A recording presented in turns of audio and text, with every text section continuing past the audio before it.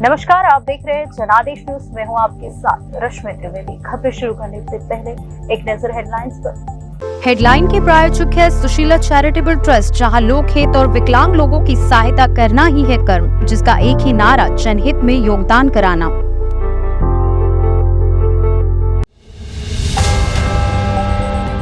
राम मंदिर आर्टिकल 370 तीन तलाक असंभव भी संभव। 24 के चुनाव से पहले एजेंडा सेट, विपक्ष के पास क्या है काट। पति रॉबर्ट के साथ पहली बार प्रियंका गांधी का नाम ईडी की चार्जशीट में दर्ज, लेकिन अभी बड़ी राहत।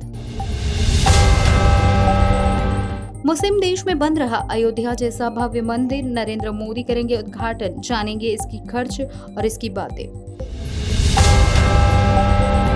भारतीय सेना में इतिहास बन जाएगा, नेपाल के वीर गोरखा सैनिक, कम हो रही संख्या, ताक में दुश्मनी चीनी ड्रैगन।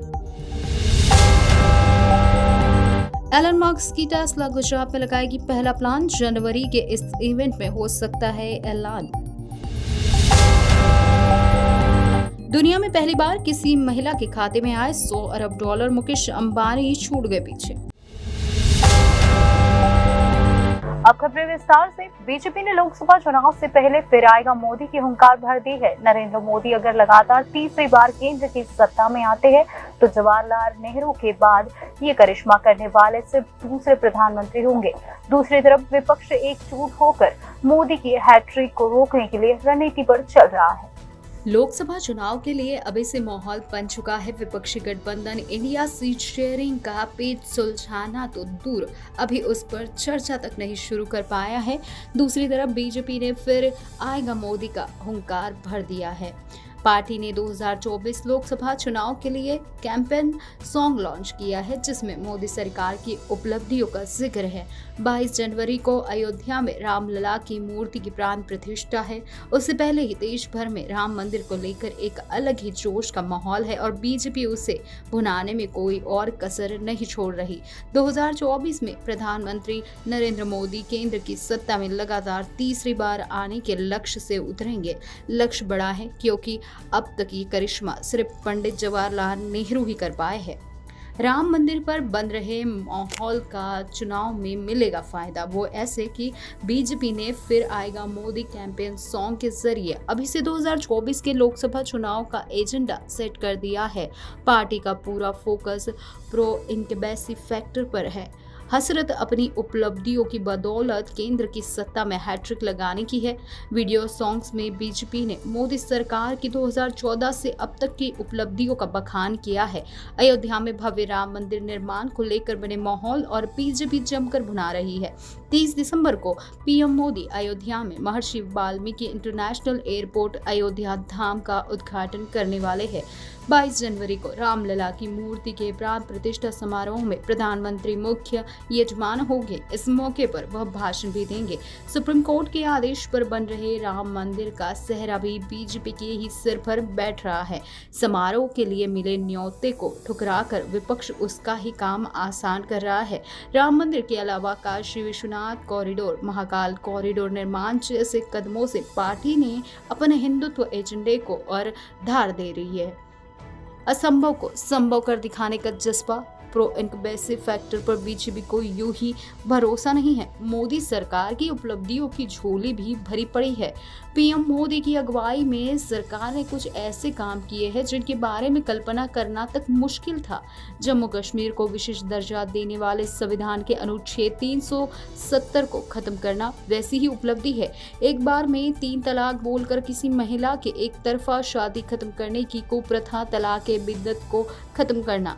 डिजिटल पेमेंट क्रांति भी वैसी ही उपलब्धि है। बीजेपी ने अपने कैंपेन सॉन्ग में इन सभी उपलब्धियों का जिक्र किया है। बात चाहे अर्थव्यवस्था के मोर्चे पर बुलंद होते भारत की बुलंद तस्वीर की हो या वैश्विक मोर्चों पर देश की बढ़ती धाक की, आंतरिक सुरक्षा के मोर्चे पर शानदार ट्रैक रिकॉर्ड हो या आतंकवाद के खिलाफ सर्जिकल स्ट्राइक जैसे साहसिक कदम, पार्टी ने इन सबको मोदी सरकार की उपलब्धि के तौर पर शोकेस किया है।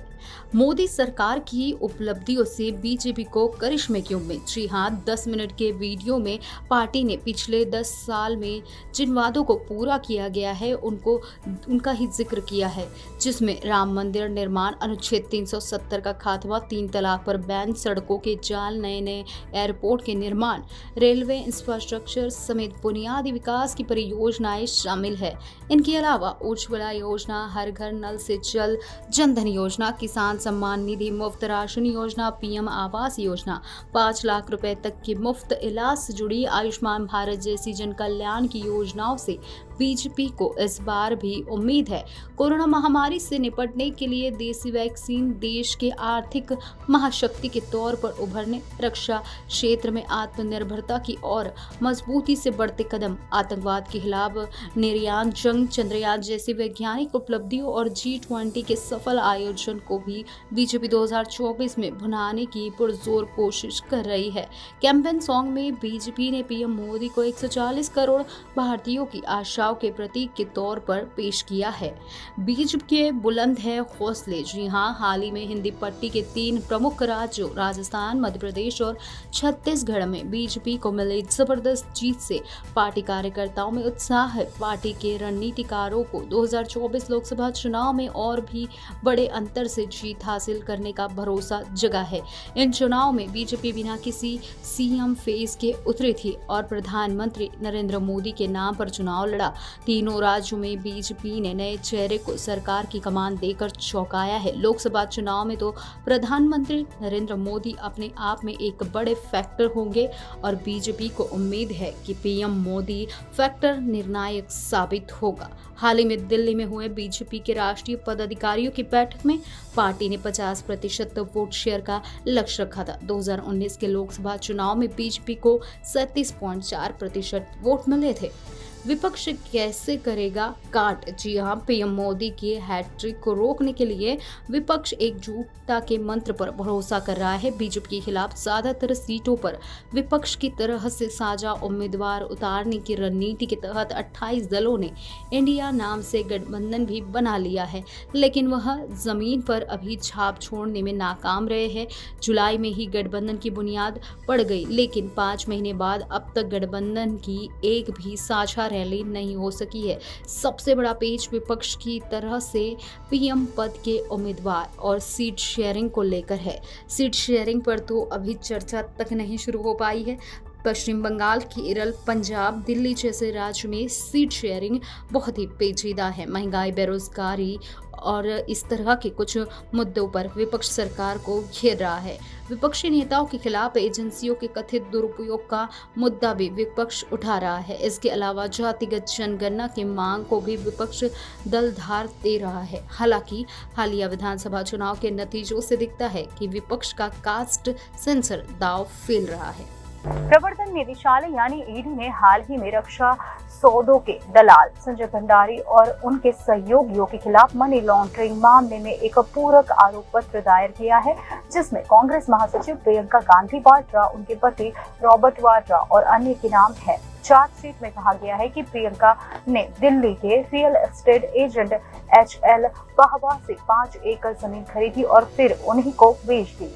कांग्रेस महासचिव प्रियंका गांधी वाड्रा का नाम पहली बार प्रवर्तन निदेशालय यानी ईडी की एक चार्जशीट में आया है। ईडी ने हाल ही में डिफेंस डीलर संजय भंडारी और उनके सहयोगियों के खिलाफ मनी लॉन्ड्रिंग मामले में एक सप्लीमेंट्री चार्जशीट दायर की है, जिसमें प्रियंका गांधी वाड्रा, उनके पति रॉबर्ट वाड्रा के साथ साथ कई अन्य नाम शामिल है। यह ध्यान रखना महत्वपूर्ण है कि प्रियंका और वाड्रा पर चार्जशीट में आरोप नहीं लगाया गया है। धन शोधन निवारण अधिनियम PMLA की विशेष अदालत में भगोड़े भंडारी के साथ सह आरोपी CC थम्पी के खिलाफ 21 नवंबर को चार्जशीट दायर की गई थी। इसमें कहा गया था कि प्रियंका, उनके पति रॉबर्ट के अलावा थम्पी ने 2005 और 2008 के बीच फरीदाबाद में 531 एकड़ जमीन खरीदी थी।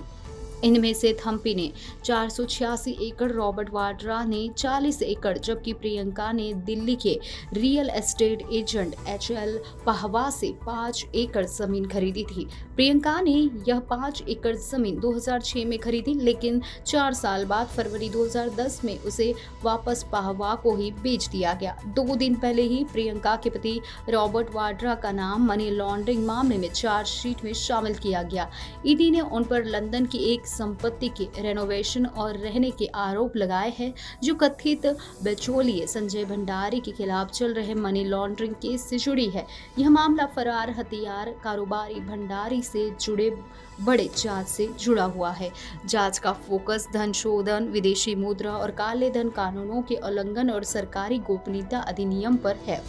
चार्जशीट पर प्रतिक्रिया देते हुए आपकी राष्ट्रीय प्रवक्ता प्रियंका कक्कड़ ने कहा है कि हम देख रहे हैं कि ईडी लगातार विपक्षी नेताओं के खिलाफ कार्रवाई कर रही है और हमारे कुछ नेता जेल में हैं। निर्दोष साबित होने तक दोषी होने का नियम विपक्ष पर लागू होता है, जबकि दोषी साबित होने तक निर्दोष होने का नियम पूरे देश पर लागू होता है। इसी बीच महाराष्ट्र कांग्रेस अध्यक्ष नाना पटोले ने भाजपा पर हमला करते हुए कहा कि भाजपा एक ऐसा दल है जो कांग्रेस से डरता है। अंग्रेज तब गांधी से डरते थे और आज भी केंद्र सरकार गांधी परिवार से डरती है। भाजपा लोगों का ध्यान असली मुद्दों से हटाने की कोशिश कर रही है। कांग्रेस नेता पवन खेड़ा ने भी अपनी राय साझा करते हुए कहा, देखिए चुनाव से पहले वे क्या करेंगे, ये तो सिर्फ शुरुआत है। वे ऐसा पहली बार नहीं कर रहे हैं। वे चुनाव आने पर ऐसे षड्यंत्र रचते ही रहते हैं। उन्हें षड्यंत्र करने दीजिए। जांच में पता चलता है कि रॉबर्ट वाड्रा ने भारत में Skylight hospitality private limited, Skylight real private limited और UAE में स्काईलाइट इन्वेस्टमेंट FJDE सहित संस्थाएं खड़ी की है, जहां सीसी थम्पी एकमात्र शेयर होल्डर के रूप में लिस्टेड है। चार्जशीट में यह भी उल्लेख किया गया है कि वाड्रा के नाम blue bridge trading private limited नामक एक इकाई भी है, जिसे बाद में LLP में बदल दिया गया। हालांकि ब्लू ब्रिज से जुड़े ईमेल से बिना नाम की एक महिला ने बातचीत हुई थी, जो दुबई में सीसी थम्पी की एक एम्प्लॉई है। थम्पी ने कथित तौर पर 10 से ज्यादा वर्षों से वाड्रा को जानने की बात स्वीकारी थी। थम्पी को जनवरी 2020 में गिरफ्तार कर लिया गया था। अरब मुल्कों का ये पहला भव्य मंदिर बनकर तकरीबन तैयार हो गया है। 2 महीने बाद फरवरी में मंदिर का उद्घाटन किया जाएगा, जिसमें दुनिया भर से लोग पहुंचेंगे। नरेंद्र मोदी को मंदिर के उद्घाटन के लिए न्योता मिल चुका है, जिसे उन्होंने स्वीकार कर लिया है। साथ ही UAE के भी बड़े नेता मंदिर के उद्घाटन में शामिल हो सकते हैं। प्रधानमंत्री नरेंद्र मोदी अगले साल 14 फरवरी को अबू धाबी में हिंदू मंदिर के उद्घाटन समारोह में शामिल होंगे। मंदिर का निर्माण कर रही संस्था BPAS के स्वामी ईश्वर चरणदास और स्वामी ब्रह्मवीर दास ने नरेंद्र मोदी को मंदिर उद्घाटन के लिए निमंत्रण दिया है, जिसे उन्होंने स्वीकार कर लिया है। मुस्लिम देश संयुक्त अरब अमीरात यानी UAE की राजधानी अबू धाबी में बन रहा ये पहला इतना बड़ा हिंदू मंदिर है, जो अयोध्या के मंदिर की तरह काफी भव्य और शानदार है। यह मंदिर करीब 55,000 वर्ग मीटर भूमि पर बन रहा है और इसे भारतीय कारीगरों ने ही तराशा है। भारत और UAE को बीच सद्भाव के प्रतीक के तौर पर इस मंदिर का निर्माण हो रहा है। इस मंदिर में कई खास बातें हैं। साल 2015 में प्रधानमंत्री नरेंद्र मोदी UAE की अपनी यात्रा पर गए थे। तब इस मंदिर को लेकर चर्चा हुई थी, जिसके लिए UAE की सरकार ने अबू धाबी में मंदिर के लिए जमीन दान की थी। तो 2 साल बाद 2017 में प्रधानमंत्री नरेंद्र मोदी के जरिए इस मंदिर की नींव रखी गई। मंदिर के निर्माण में 50,000 से अधिक लोगों ने ईंटें रखी है, जिनमें भारत के विदेश मंत्री S जयशंकर के अलावा अभिनेता संजय दत्त और अक्षय कुमार भी शामिल है।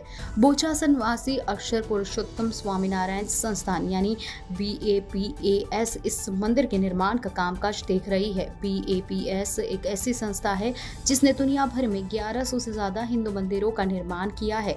दिल्ली में अक्षरधाम मंदिर का निर्माण किया गया। दिल्ली में अक्षरधाम मंदिर का निर्माण भी इसी संस्था द्वारा किया गया। 108 फीट है अबू धाबी के मंदिर की ऊंचाई। पश्चिम एशिया के इस सबसे बड़े हिंदू मंदिर को बनाने में वैदिक वास्तुकला का इस्तेमाल किया गया है। मंदिर में की गई जटिल नक्काशी और मूर्तियां भारत में भी बनकर तैयार हुई है, जिनको विशेष व्यवस्था कर मंदिर तक पहुंचाया गया है। भारत के कई कारीगर भी मंदिर के निर्माण में जुटे हुए हैं। इस मंदिर की ऊंचाई 108 फीट है, जिसमें 40,000 क्यूबिक मीटर संगमरमर और 180,000 क्यूबिक मीटर बलुआ पत्थर लगा है।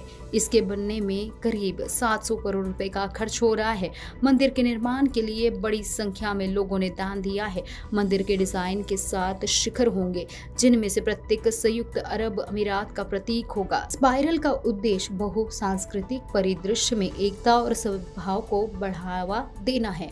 अपने धार्मिक कार्यों से परे मंदिर परिसर में कक्षाएं, प्रदर्शनी केंद्र और बच्चों के लिए खेल के मैदान होंगे, जो एक बहुआयामी सांस्कृतिक केंद्र का निर्माण करेंगे।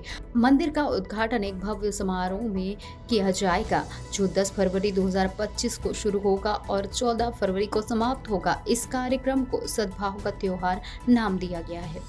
नेपाल और भारत सरकार के बीच अग्निवीर योजना को लेकर अभी तक सहमति नहीं बन पाई।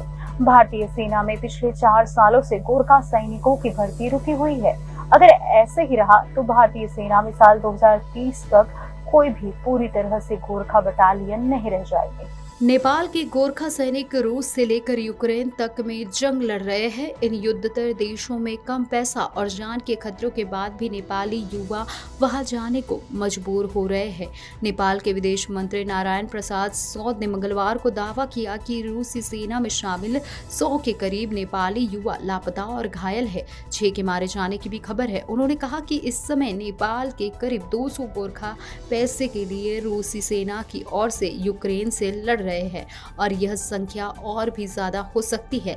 नेपाल के प्रधानमंत्री प्रचंड खुलासा कर चुके हैं कि कई गोरखा सैनिक यूक्रेन की सेना की ओर से भी लड़ रहे हैं। नेपाल ने रूस से गोरखा सैनिकों की भर्ती बंद करने को कहा है। विशेषज्ञों का कहना है कि नेपाली गोरखा सैनिकों के यूक्रेन की जंग में हिस्सा लेने की एक बड़ी वजह भारतीय सेना की अग्निवीर योजना है। नेपाल ने साफ कह दिया है कि वह भारत की नई अग्निवीर योजना के तहत अपने युवाओं की भर्ती नहीं होने देगा। इसी वजह से गोरखा सैनिकों की भर्ती भारत की सेना में रुकी हुई है। इससे गोरखा ब्रिगेड में लगातार उनकी संख्या भी अब कम होती जा रही है। गोरखा सैनिकों की दिलेरी के बारे में कहा जाता है कि वे मौत से भी नहीं डरते और दुश्मन की आंख में आंख डालकर हमला करते हैं। अग्निवीर योजना की खामियों के बारे में हाल ही में भारत के पूर्व सेना प्रमुख मुकुंद नरवणे ने भी अपनी किताब में खुलकर लिखा था। उन्होंने अपनी किताब में लिखा था कि जनरल बिपिन रावत की डिजाइन की हुई अग्निवीर योजना को पहले केवल 5,000 सैनिकों पर ही पायलट प्रोजेक्ट के रूप में लागू किया जाना था। अग्निवीर योजना के लागू होने के बाद जून 2022 से ही नेपाली गोरखा अग्निवीर की भर्ती रुकी हुई है। इससे पहले कोरोना की वजह से ये भर्ती नहीं हो पाई। भारत, नेपाल और ब्रिटेन की सरकार के बीच गोरखा सैनिकों की भर्ती को लेकर समझौता हुआ था। भारत ने बिना नेपाल के साथ विचार विमर्श के अग्निवीर योजना का ऐलान कर दिया। गोरखा सैनिक ब्रिटिश काल से ही महान योद्धा माने जाते हैं। भारत के लिए गोरखा सैनिकों का शामिल होना केवल भर्ती नहीं था, बल्कि यह दोनों देशों के बीच करीबी रिश्ते को दर्शाता था। अब नेपाल में अग्निवीर योजना को लेकर लोग बटे हुए हैं। नेपाल में माओवादी दल लंबे समय से मांग कर रहे थे कि नेपाली युवाओं की भर्ती को बंद किया जाए। अब माओवादी प्रचंड नेपाल के पीएम हैं। ऐसे में उनसे झुकने की उम्मीद न के बराबर है। नेपाल में आर्मी चीफ ने भी कहा है कि वे गोरखा सैनिकों के भारतीय सेना में भर्ती का विरोध नहीं करते हैं। उनका विरोध केवल अग्निवीर योजना को लेकर है। नेपाल सरकार का मानना है कि भारत की अग्निवीर योजना 1947 की संधि का उल्लंघन है। प्रचंड सरकार अग्निवीर योजना पर राजनीतिक सहमति बनाने की कोशिश कर रही है, लेकिन इन सब के बीच गोरखा ब्रिगेड और उसकी 38 बटालियन का भविष्य उधर लटका हुआ है। यही नहीं, भारतीय सेना अब नेपाली गोरखा की कुमायूं, गढ़वाली और नगा सैनिकों को भर्ती करने पर विचार कर रही है। वही तब जब गोरखा सैनिक रहे field field marshal Sam Manekshaw पर फिल्म बनी है। भारत और नेपाल में उन्हें पूरे सम्मान के साथ याद किया जाता है। रिटायर मेजर जनरल अशोक के मेहता ने अपने एक लेख में चेतावनी दी है कि अगर ऐसे ही रहा तो साल 2030 तक कोई भी विशुद्ध गोरखा बटालियन नहीं बचेगी।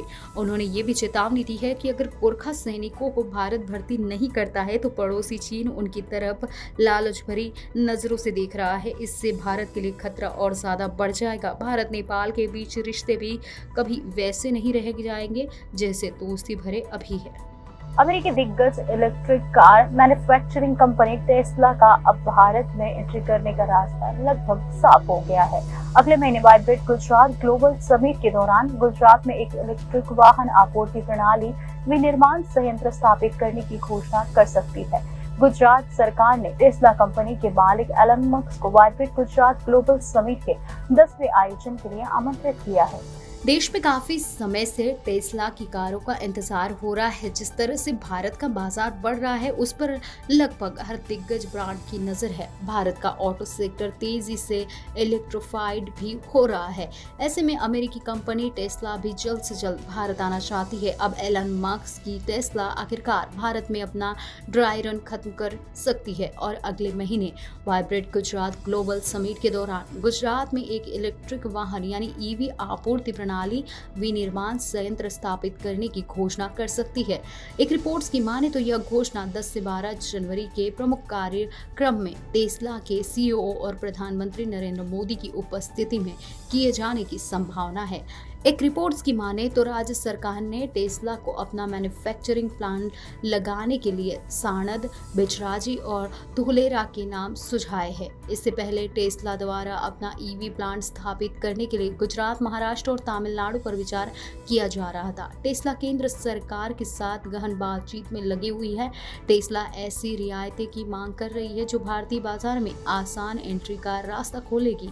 केंद्रीय वाणिज्य मंत्री पीयूष गोयल ने नवंबर में कैलिफोर्निया के फेमोंट में टेस्ला की अत्याधुनिक विनिर्माण सुविधा का दौरा किया था। गोयल ने कहा था कि प्रतिभाशाली भारतीय इंजीनियरों और वित्त पेशेवरों को वरिष्ठ पदों पर काम करते हुए और गतिशीलता में बदलाव के लिए टेस्ला की उल्लेखनीय यात्रा में योगदान करते हुए देखकर बेहद खुशी हुई है। इस दौरान एलन मस्क ने गोयल से माफी मांगी थी कि वह अस्वस्थ होने के कारण उनसे नहीं मिल सकते। मस्क ने उत्तर दिया था कि आपका टेस्ला आना सम्मान की बात है। आज कैलिफोर्निया की यात्रा नहीं कर पाने के लिए मुझे खेद है, लेकिन मैं भविष्य में किसी तारीख पर मिलने की आशा रखता हूँ। जून में स्पेसएक्स और एक्स के मालिक ने प्रधानमंत्री नरेंद्र मोदी से मुलाकात की थी और खुलासा किया था कि वह भारत में महत्वपूर्ण निवेश करने में इच्छुक है। जिसके बाद मंत्री की अमेरिकी यात्रा के दौरान गोयल और मस्क की मुलाकात होने वाली थी। पहले की रिपोर्ट के अनुसार ऑटोमेकर ने भारत सरकार से शुरुआती टैरिफ रियायत के लिए कहा था, जिससे $40,000 से कम कीमत वाली कारों के लिए भारत के 70% और इससे महंगी कारों के लिए 100% में भारी सीमा शुल्क की भरपाई हो सके।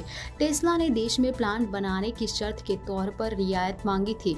कम किया गया टैरिफ सभी ईवी निर्माताओं पर लागू होगा। भारत के ईवी बाजार में 2030 तक $100 अरब राजस्व के साथ 40% से अधिक पैठ हासिल करने की क्षमता है।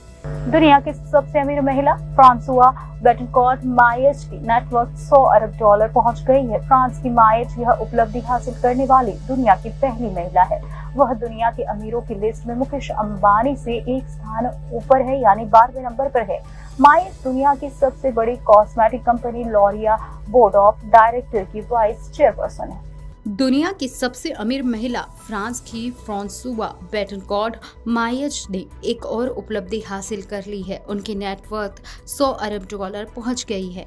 मायज यह उपलब्धि हासिल करने वाली दुनिया की पहली महिला है। वह दुनिया के अमीरों की लिस्ट में मुकेश अंबानी के एक स्थान ऊपर 12वें नंबर पर है।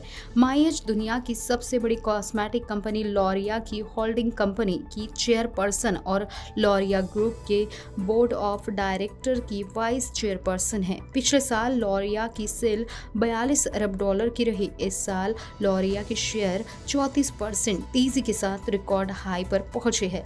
लॉरिया के मायज और उनके परिवार की 34% से अधिक हिस्सेदारी है। मायज दुनिया की सबसे अमीर महिला होने के साथ ही साथ फिलैंथ्रोपिस्ट और लेखक भी है। उन्हें दुनिया का सबसे मशहूर और सबसे बड़ा कॉस्मेटिक ब्रांड लॉरिया विरासत में मिला है। लॉरिया के पास कई जाने माने ब्रांड्स है। पिछले साल यानी 2022 में कंपनी का रेवेन्यू 41.9 अरब डॉलर का रहा था। 70 साल की मायज की नेटवर्क 100 अरब डॉलर है और वह दुनिया के अमीरों की लिस्ट में 12वें नंबर पे है। इस साल उनकी नेटवर्थ में 28.6 अरब डॉलर की तेजी आई है। मायज कई बार दुनिया के अमीरों की लिस्ट में टॉप पर 10 में रह चुकी है, लेकिन पहली बार उनकी नेटवर्क 100 अरब डॉलर पहुंची है। मायज को यह रईसी अपनी मां से विरासत में मिली है। उनके पिता ने लॉरिया ब्रांड की शुरुआत की थी। मायज साल 1997 यानी 1997 से लॉरिया के बोर्ड में है। सितंबर 2017 में अपनी मां की मौत के बाद उन्होंने अरबपतियों की सूची में कदम रखा। आज वह दुनिया की सबसे अमीर महिला है। इससे पहले यह खिताब कई साल तक उनकी मां के पास था। मायज फ्रांस की दूसरी सबसे अमीर शख्स है। फ्रांस से सबसे अमीर शख्स का खिताब बर्नार्ड आर्नॉट के पास है। वह दुनिया लग्जरी सामान बनाने वाली कंपनी LVMH के चेयरमैन है। ब्लूमबर्ग बिलियनियर इंडेक्स के मुताबिक उनकी नेटवर्क 179 अरब डॉलर है। वह दुनिया के दूसरे सबसे बड़े रईस है। इस साल उनके नेटवर्क में 16.9 अरब डॉलर का इजाफा हुआ है। नौकरी की तलाश करने वाले और भारतीय सेना में जाकर देश की सेवा करने वाले अभ्यर्थियों के लिए बड़ी खबर है। इंडियन नेवी की तरफ से सिविलियन के 910 पदों पर नियुक्तियां जारी कर दी गई है। ऐसे में जो अभ्यर्थी इच्छुक है और योग्य है वे ऑफिशियल वेबसाइट पर जाकर आवेदन कर सकते हैं। इंडियन नेवी सिविलियन भर्ती 2023 का नोटिफिकेशन जारी हो गया है। इस भर्ती के तहत 910 पदों पर नियुक्तियां की जाएगी।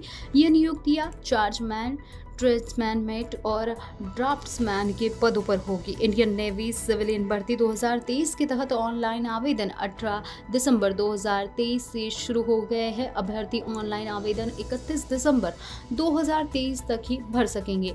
भर्ती की डिटेल्स की हम बात करें तो इंडियन नेवी सिविलियन भर्ती 2023 में चार्जमैन के लिए पद 42 है और सीनियर ड्राफ्ट्समैन के लिए 258 पद और ट्रेड्समैन मेट के लिए 610 पद रखे गए हैं। आवेदन शुल्क की बात करें तो सामान्य OBC और EWS वर्ग के लिए आवेदन शुल्क 295 रुपये रखा गया है, जबकि अनुसूचित जाति, अनुसूचित जनजाति, PWD, महिलाओं और एक्स सर्विसमैन के लिए आवेदन निःशुल्क रखा गया है। शुल्क का भुगतान अभ्यर्थी ऑनलाइन माध्यम से कर सकेगा। आयु सीमा की हम बात करें तो चार्जमैन और ट्रेड्समैन मेट के लिए आयु सीमा 18 से 25 वर्ष तक रखी गई है, जबकि सीनियर ड्राफ्ट्समैन के लिए आयु सीमा 18 से 27 वर्ष तक रखी गई है। वही आयु की गणना 31 दिसंबर 2023 को आधार मानकर की जाएगी। हालांकि आरक्षित वर्ग के अभ्यर्थियों को आयु सीमा में छूट दी जाएगी। शैक्षिक योग्यता की बात करें तो चार्जमैन पद के लिए मान्यता प्राप्त यूनिवर्सिटी से BSc और संबंधित क्षेत्र में इंजीनियरिंग डिप्लोमा वाले अभ्यर्थी आवेदन कर सकते हैं। वही सीनियर ड्राफ्ट्समैन के लिए मान्यता प्राप्त बोर्ड से 10वीं व संबंधित ट्रेड में ITI या डिप्लोमा वाले अभ्यर्थी आवेदन कर सकते हैं। अधिक जानकारी ऑफिशियल वेबसाइट से चेक की जाएगी। चयन प्रक्रिया की हम बात करें तो अभ्यर्थियों का चयन लिखित एग्जाम, डॉक्यूमेंट्स वेरिफिकेशन और मेडिकल टेस्ट के बाद किया जाएगा। कैसे करें आवेदन? तो सबसे पहले ऑफिशियल वेबसाइट पर जाएं, इसके बाद भर्ती लिंक पर क्लिक करें, पर्सनल डिटेल दर्ज करें और सबमिट करें। अब फॉर्म भरें और संबंधित डॉक्यूमेंट अपलोड करें। इसके बाद फीस भरें और फाइनल सबमिट पर क्लिक करें। इसके बाद फॉर्म की एक प्रति अपने पास रख लें। NCERT की किताबों में अब बच्चों को चुनावी प्रणाली और वोटिंग के अधिकार के बारे में पढ़ाया जाएगा। इसको लेकर तैयारियां शुरू कर दी गई है। जानकारी के मुताबिक यह अध्याय नेशनल करिकुलम फ्रेमवर्क यानी NCF के तहत 6ठी से 12वीं की कक्षा तक की किताबों में पढ़ाया जाएगा। इसको लेकर शिक्षा मंत्रालय और चुनाव आयोग के बीच MOU भी साइन हो चुका है। एनसीईआरटी की किताबों में चुनावी साक्षरता को भी पढ़ाया जाएगा। नेशनल करिकुलम फ्रेमवर्क के तहत 6ठी से 12वीं की क्लास तक की किताबों में मतदाता शिक्षा और चुनावी साक्षरता को भी शामिल किया जाएगा। अधिक चुनावी भागीदार के लिए भावी और नए मतदाता तैयार करने के लिए औपचारिक रूप से स्कूल कॉलेज शिक्षा प्रणाली में चुनाव संबंधित साक्षरता को जोड़ा जाएगा। इसके लिए तैयारियां शुरू हो गई है। हाल ही में केंद्रीय शिक्षा मंत्रालय और चुनाव आयोग के बीच एमओयू भी साइन हुआ है। राज्यसभा में एक सवाल के जवाब में शिक्षा मंत्रालय के स्कूल शिक्षा और साक्षरता विभाग ने बताया है कि युवा नागरिकों को देश की चुनावी प्रणाली की पूर्ण जानकारी देना और उनमें मतदाता के रूप में रजिस्ट्रेशन करने के लिए प्रेरित किया जाएगा।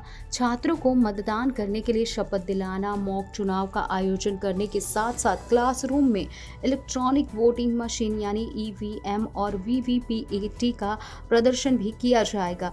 इससे छात्रों को वोटिंग मशीनों के बारे में जानकारी मिल सकेगी। चुनाव आयोग के मोबाइल ऐप के बारे में जानकारी दी जाएगी। अब स्कूल और कॉलेज शिक्षा प्रणाली में चुनावी साक्षरता और औपचारिक रूप से शामिल किया जाएगा। सभी स्कूलों में कक्षा 6 से 12 तक के पाठ्यक्रम में मतदाता शिक्षा और चुनावी साक्षरता के बारे में पढ़ेंगे। एनसीईआरटी चुनावी साक्षरता पर सामग्री शामिल करने के लिए किताबों को तैयार और अपडेट करेगी।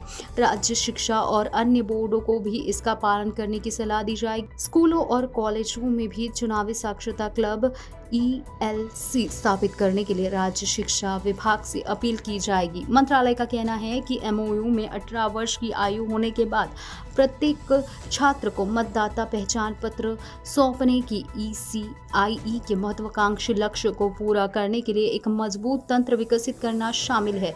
17 वर्ष प्लस की आयु हर क्वालिफाइंग डेट के बाद प्रत्येक कैलेंडर वर्ष की 1 जनवरी, 1 अप्रैल, 1 जुलाई और 1 अक्टूबर यानी और मतदाता सूची के वार्षिक सारांश पुनरीक्षण के दौरान योग्य और भावी छात्रों के ऑनलाइन रजिस्ट्रेशन के लिए एक इंस्टीट्यूशनल फ्रेमवर्क तैयार किया जाएगा। अब स्कूल और कॉलेज शिक्षा प्रणाली में चुनावी साक्षरता को औपचारिक रूप से शामिल किया जाएगा।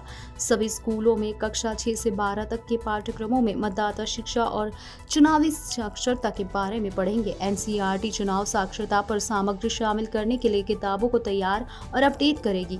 राज्य शिक्षा और अन्य बोर्ड को भी इसका पालन करने की सलाह दी जाएगी। स्कूल और कॉलेजों में चुनावी साक्षरता क्लब ELC स्थापित करने के लिए राज्य शिक्षा विभागों से अपील की जाएगी। मंत्रालय का कहना है कि एमओयू में 18 वर्ष की आयु होने के बाद प्रत्येक छात्र को मतदाता पहचान पत्र सौंपने की ECI के महत्वाकांक्षी लक्ष्य को पूरा करने के लिए एक मजबूत तंत्र विकसित करना शामिल है। 17 प्लस वर्ष की आयु हर क्वालिफाइंग डेट के बाद प्रत्येक कैलेंडर वर्ष की 1 जनवरी, 1 अप्रैल और 1 जुलाई और 1 अक्टूबर और मतदाता सूची के वार्षिक सारांश पुनरीक्षण के दौरान योग्य और भावी छात्रों के ऑनलाइन रजिस्ट्रेशन के लिए एक इंस्टीट्यूशनल फ्रेमवर्क तैयार किया जाएगा। राम मंदिर में सुबह श्रृंगार आरती, दोपहर में भोग आरती और शाम में संध्या आरती की जाएगी। एक बार में 30 लोगों को आरती का पास जारी किया जा सकता है। भविष्य में पास की संख्या बढ़ाई भी जा सकती है। भव्य राम मंदिर में रोजाना 3 बार आरती की जाएगी। इसके लिए बुकिंग 28 दिसंबर से शुरू हो गई है। सुबह 6:30 बजे, दोपहर 12 बजे और शाम 7:30 बजे आरती होगी। हर आरती में अधिकतम 30 श्रद्धालु शामिल हो सकेंगे। श्री राम जन्मभूमि मंदिर के पोर्टल से आरती की ऑनलाइन पास बन रही है। ऑनलाइन आवेदन के बाद पास अयोध्या में काउंटर से पास की हार्ड कॉपी लेनी पड़ेगी। आधार कार्ड और मतदाता पहचान पत्र से श्रद्धालुओं की बुकिंग श्रद्धालु करा सकते हैं। सुबह श्रृंगार आरती, दोपहर में भोग आरती और शाम में संध्या आरती की जाएगी। सेक्शन मैनेजर ध्रुवेश मिश्रा ने बताया कि सुरक्षा कारणों से अभी आरती के लिए सीमित पास जारी रखे गए हैं। भविष्य में इनकी संख्या बढ़ाई जा सकती है। आरती पास बनवाने के लिए श्रद्धालुओं के पास आधार कार्ड, मतदान पहचान पत्र, ड्राइविंग लाइसेंस और पासपोर्ट से भी कोई एक दस्तावेज होना चाहिए। भगवान राम की मूर्ति बनकर तैयार है। प्राण प्रतिष्ठा के समय 22 जनवरी को रामलला की मूर्ति की आंखों से जिस समय पट्टी हटाई जाएगी उस वक्त गर्भगृह में प्रधानमंत्री नरेंद्र मोदी मौजूद रहेंगे। मोदी रामलला को पहली बार आईना दिखाएंगे जिसमें रामलला अपना चेहरा देखेंगे। प्राण प्रतिष्ठा के समय गर्भगृह का पर्दा बंद रहेगा। पट्टी हटाने के बाद मूर्ति को आईना दिखाया चलाया जाएगा ये विधान है, जिससे कि सबसे पहले खुद भगवान अपना चेहरा देख सके। इस विधान का निर्वहन प्रधानमंत्री नरेंद्र मोदी करेंगे। रामलला की पहली आरती भी पीएम मोदी करेंगे। आचार्य की 3 टीम करवाएगी प्राण प्रतिष्ठा। जी हाँ, रामलला की प्राण प्रतिष्ठा वैदिक आचार्यों की 3 टीम कराएगी। काशी सहित कई प्रांतों के 121 आचार्य अनुष्ठान कराएंगे। सभी आचार्यों की 3 टीमों का गठन किया गया है। विपक्षी गठबंधन इंडिया ब्लॉक में सीटों के बंटवारे को लेकर घमासान होने लगा है। अभी तक के 4 बैठकों में सीटों को लेकर चर्चा भी नहीं हो पाई। चौथी बैठक के बाद इंडिया ब्लॉक के पार्टनर अलग अलग रात अलापने लगे हैं। ममता बनर्जी ने पश्चिम बंगाल में गठबंधन से ही इनकार कर दिया है। महाराष्ट्र में शिवसेना ने डिमांड बढ़ा दी है। पंजाब में आम आदमी पार्टी ने संकेतों में कांग्रेस के साथ सीट शेयरिंग से मना कर दिया है। लोकसभा चुनाव से पहले तृणमूल कांग्रेस की प्रमुख और पश्चिम बंगाल की मुख्यमंत्री ममता बनर्जी ने विपक्षी दलों के इंडिया गठबंधन को तगड़ा झटका दिया है। ममता बनर्जी ने ऐलान किया है कि 2024 में टीएमसी बंगाल में किसी पार्टी से चुनावी समझौता नहीं करेगी। उन्होंने कहा है कि इंडिया गठबंधन पूरे देश में भाजपा के खिलाफ मिलकर चुनाव लड़ेगा, मगर बंगाल में टीएमसी अकेले बीजेपी के खिलाफ लड़ेगी। वही कांग्रेस और लेफ्ट पार्टियों के साथ समझौता नहीं करेगी। ममता बनर्जी के इस तेवर से इंडिया ब्लॉक में घमासान होना तय है। दूसरी ओर शिवसेना यानी उद्धव गुट ने महाराष्ट्र में सीट बंटवारे को लेकर पहली चाल चल दी है। पार्टी ने नेता संजय राउत ने कांग्रेस को बताया है कि वह महाराष्ट्र की 23 लोकसभा सीटों पर चुनाव लड़ेंगे। ऐसा ही पेच पंजाब और दिल्ली में फंस रहा है, जहां आम आदमी पार्टी कांग्रेस के साथ सीट शेयरिंग के लिए राजी नहीं है। उत्तर प्रदेश में अखिलेश यादव ने कांग्रेस के साथ विधानसभा चुनाव में सपा के साथ किए गए व्यवहार का बदला चुकाने को वो तैयार बैठे हैं। जब राहुल गांधी नागपुर में कांग्रेस की रैली को संबोधित कर रहे थे, टीएमसी प्रमुख ममता बनर्जी उत्तर 24 परगना जिले के चकला में कार्यकर्ता सम्मेलन के बाद रैली में बोल रही थी कि रैली में ममता बनर्जी ने साफ तौर से ऐलान कर दिया था कि बीजेपी के खिलाफ इंडिया ब्लॉक पूरे देश में चुनाव लड़ेगा, मगर पश्चिम बंगाल में टीएमसी कांग्रेस या लेफ्ट पार्टियों से समझौता नहीं करेगी। उन्होंने कहा कि पश्चिम बंगाल में टीएमसी अकेले बीजेपी का मुकाबला करेगी। इस रैली में ममता बनर्जी ने कांग्रेस और सीपीआई पर बीजेपी से मिलीभगत का आरोप भी मढ़ दिया। उन्होंने कहा कि इंडिया गठबंधन में आने के बाद भी कांग्रेस और सीपीआई के नेता बंगाल में टीएमसी के खिलाफ अभियान चला रहे हैं। अपने भाषण में ममता बनर्जी ने बीजेपी पर नागरिकता संशोधन कानून सीएए के लेकर राजनीति का आरोप लगाया है। उन्होंने कहा है कि सीएए के तहत अगर एक समुदाय को नागरिकता मिल रही है तो दूसरे समुदाय को भी हक मिलना चाहिए। बता दें कि अमित शाह ने कोलकाता में घोषणा की थी कि सीएए देश का कानून है और बीजेपी इसे लागू करेगी। खबरों में आज बस इतना ही। आने वाली सभी खबरों को जानने के लिए आप जुड़े रहिए जनादेश न्यूज के साथ।